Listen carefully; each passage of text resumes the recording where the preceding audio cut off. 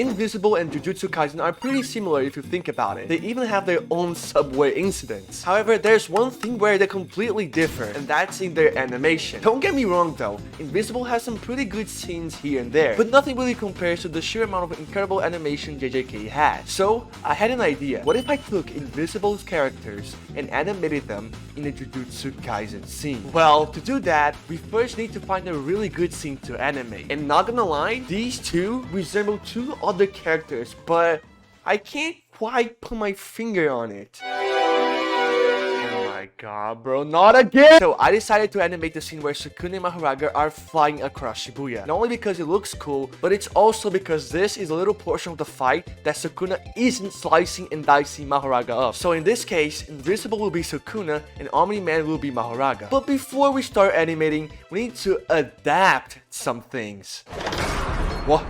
What the fuck? In the first shot, Mahoraga's arm is flying towards Sukuna. However, in the context of Invincible, that wouldn't make too much sense. So instead of ripping off Omni-Man's arm, I replaced it with a piece of concrete that like Omni-Man could have thrown earlier. Also, their suits don't move that much because it's a superhero suit. So instead, I plan to animate their hair flowing in the wind plus Omni-Man's cape. Give it a nice touch. Now, let's start the actual animation with a rough storyboard. I mostly do this to get the general position of the characters and the average length of the cut. This also explains why I don't put as much effort in the drawings, because they're just a placeholder.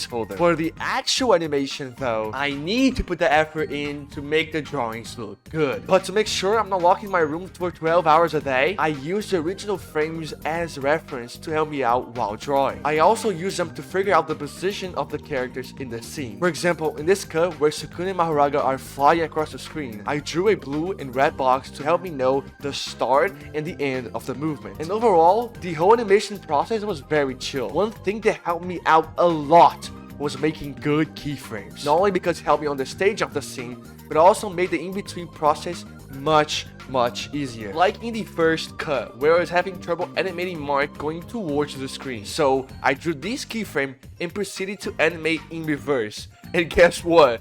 It worked! And this is how the raw animation looks like.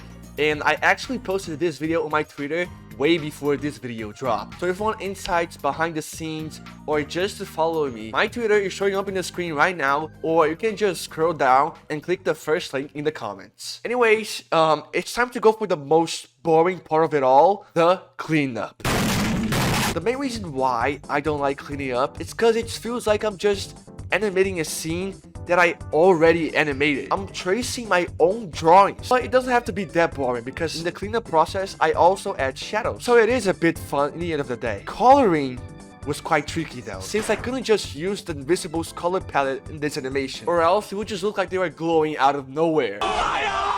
So I used the little knowledge that I have of color theory to make the colors look right. Basically, I needed to figure out how the saturated yellow was going to look like up in the air in the middle of the night. And I used this thought process for almost everything. However, I did use some colors from the original animation in my animation. For example, the red from Sukuna's hoodie and the white from Mahoraga's body, I used it to paint Omni-Man's suit. I also used Sukuna's skin color to paint both characters. You know, to save some time. And it was good that I saved some time there, because when I started doing backgrounds, I knew I would be stuck there for a while. I mean, in one hand, we have 3 shots where the background is just an empty black void. But in the other hand, we have 4 shots that show almost the entire city of Shibuya. And keep in mind that all the city backgrounds are constantly moving. But while I was actually making the backgrounds, I had an ingenious idea. To take the backgrounds from the 4th and 5th shot, randomize the building placement, I could just reuse this new asset as the background for the 1st and 2nd shot. I know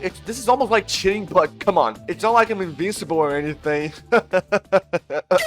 Now for the last but not least, camera movement and visual effects. Camera movement didn't have much going on, like it was basically some camera shakes. The only different thing was in the 3rd shot where the characters are standing still and the camera goes up to reveal Omni-Man's face. However, I think I could have gone a bit harder with the camera shake. I don't know, it just looks a bit soft in my eyes. For the visual effects, it was also pretty easy and simple. It was just some gradients here and there and some random blob of lights. But it was mostly in the last cut though. There was just one really weird transitional VFX in this shot right here. Like right before it ends, For one frame, Invincible and Omni-Man goes black and white. But again, it's just for one frame and one frame only. It's almost unnoticeable. And that was basically it. Before I show you the video though, I will politely ask you to subscribe. I know it's a bit annoying when YouTubers do this, but videos like this take a long time to make, and subscribing, it's the easiest way to motivate me to make more videos like this. So thank you so much for watching, and here's the final animation.